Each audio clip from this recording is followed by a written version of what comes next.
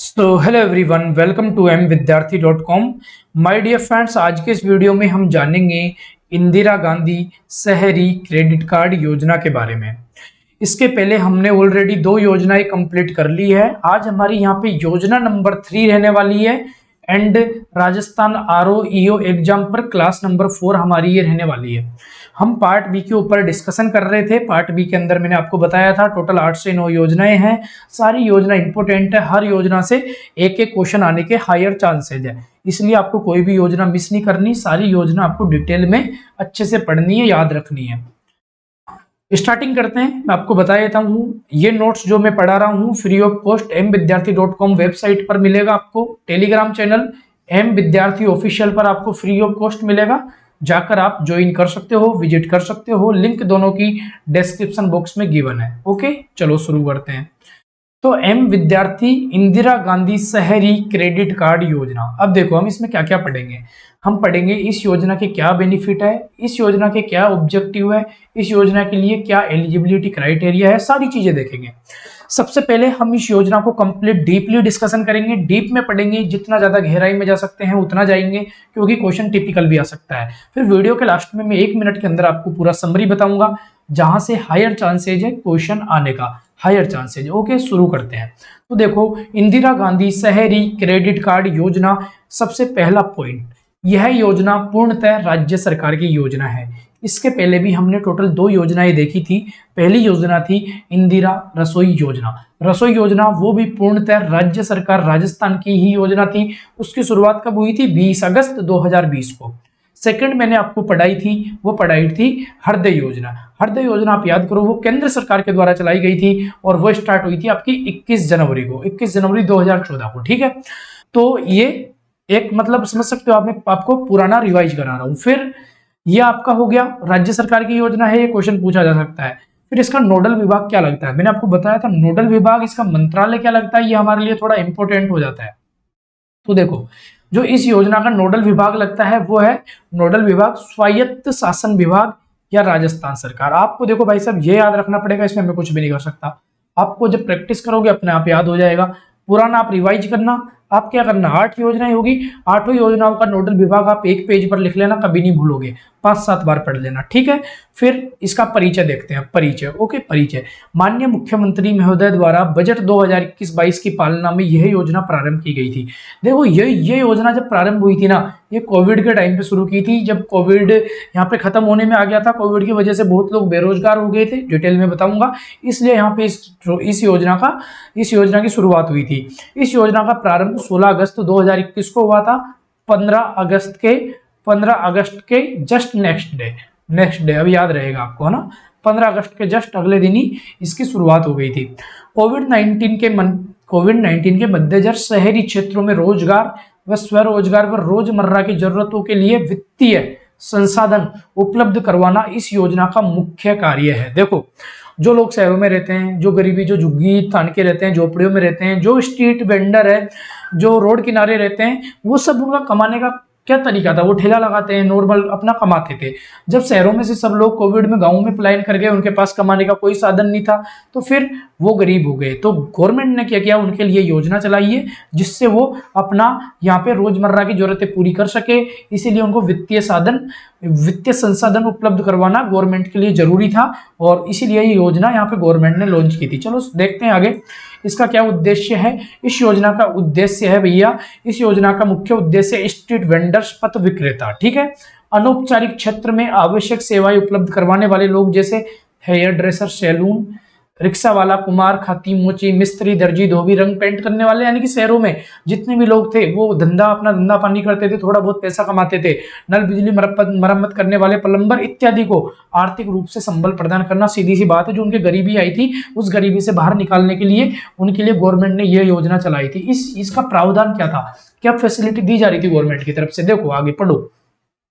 इस योजना के अंतर्गत सार्वजनिक क्षेत्र के बैंक, इस योजना के अंतर्गत सार्वजनिक क्षेत्र के बैंक, निजी बैंक, सहकारी बैंक तथा वित्तीय संस्थानों के माध्यम से ऋण प्रदान किया जाए। सार्वजनिक बैंक जैसे कि SBI हो गया, PNB हो गया, जो बड़े बड़े बैंक है उनके द्वारा इनको यहाँ पे 50,000 रुपए का लोन मिलता था। एक वर्ष हेतु प्रत्येक लाभार्थी को 50,000 रुपए 50,000 रुपए का अधिकतम ये मैक्सिमम ऋण है ना, इससे ज्यादा नहीं मिलेगा। ऋण दिया जाएगा बिना किसी गारंटी के। सबसे मेन चीज, कोई गारंटर नहीं होगा। जब भी आप लोन लोगे ना, छोटा लोन 5,000 रुपए का लोन भी, तो बैंक वहां पे गारंटर का साइन करवाता है, क्योंकि अगर लाभार्थी उस लोन को पे नहीं कर पाता, नहीं चुका पाता, तो वो लोन देना पड़ता है गारंटर को। लेकिन इस लोन की यही खासियत है कि इसमें गारंटर की जरूरत नहीं है। बस आपके पास जो जो डॉक्यूमेंट नीचे मैं बताऊंगा वो आपके पास है तो आपको लोन मिल जाएगा। वैसे डिपेंड करेगा बैंक के ऊपर कि वो आपको कितना देता है। तो मैक्सिमम 50K का मिलेगा, 50,000 का।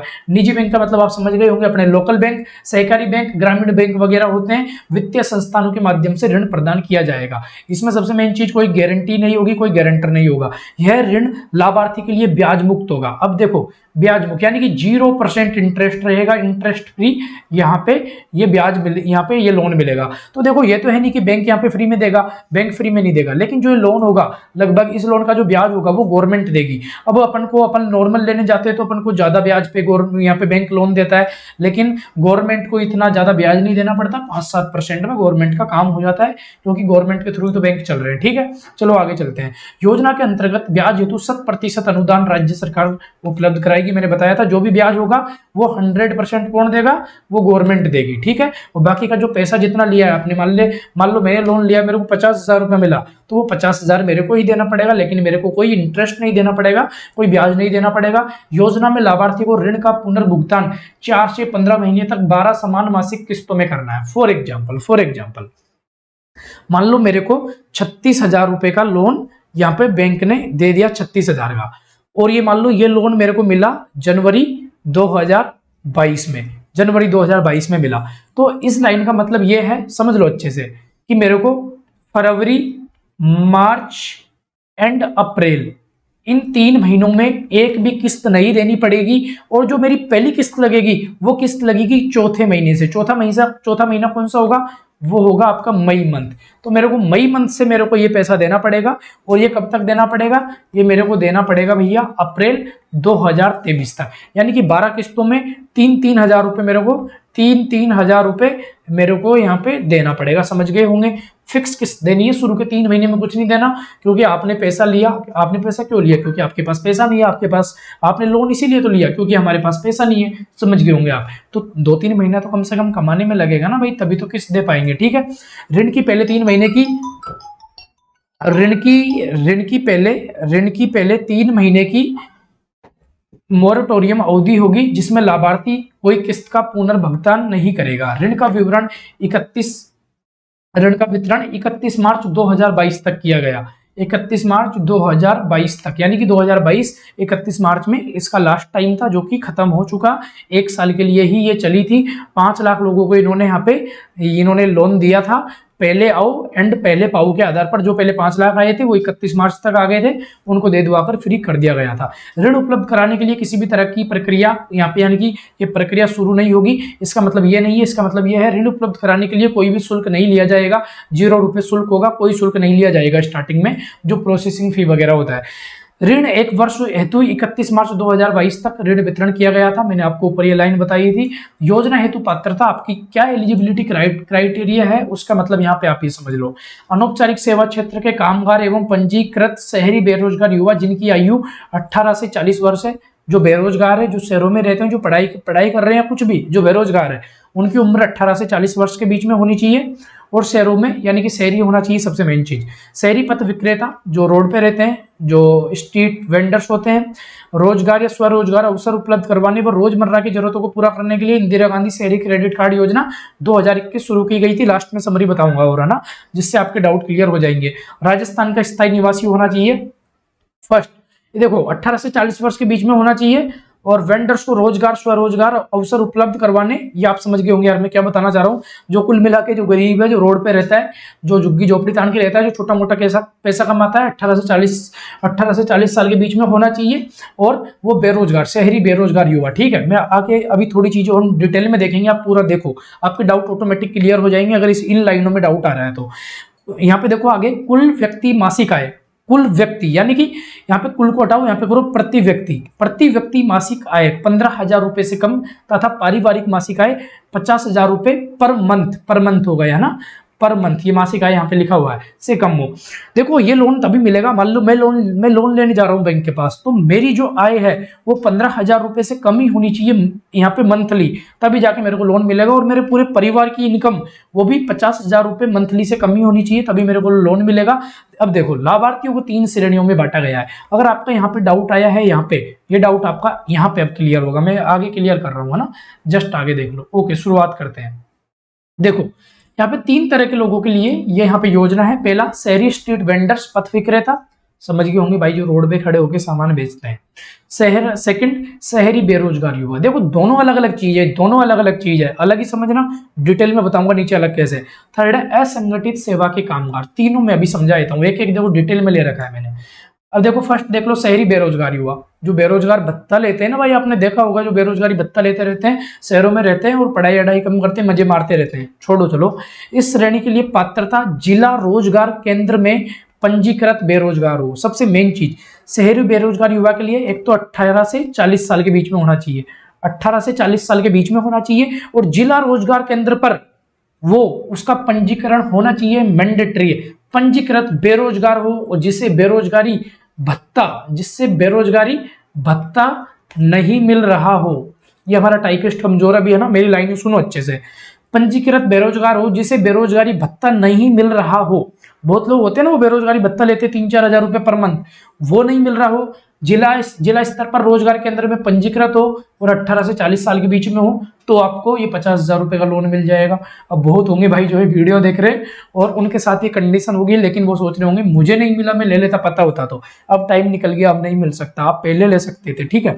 सेकंड पॉइंट, शहरी स्ट्रीट वेंडर्स के लिए पात्रता। शहरी स्ट्रीट वेंडर्स जो शहरों में सामान बेचते हैं, जो समझ गए होंगे आपने क्या बताना चाह रहा हूं, जो रोडों पे ऐसे बेचते हैं सामान, ठेले वगैरह लगा के। सर्वे में चिन्हित स्ट्रीट वेंडर्स, देखो ये गांव के लोगों को नहीं मिलेगा, ये शहरों के लोगों को ही मिलेगा, ये लिखा हुआ है सर्वे में चिन्हित, ये लिमिटेड एरिया के लिए ये, लेकिन शहरों के लोग इसमें आराम से ले सकते हैं, पार्टिसिपेट कर सकते हैं।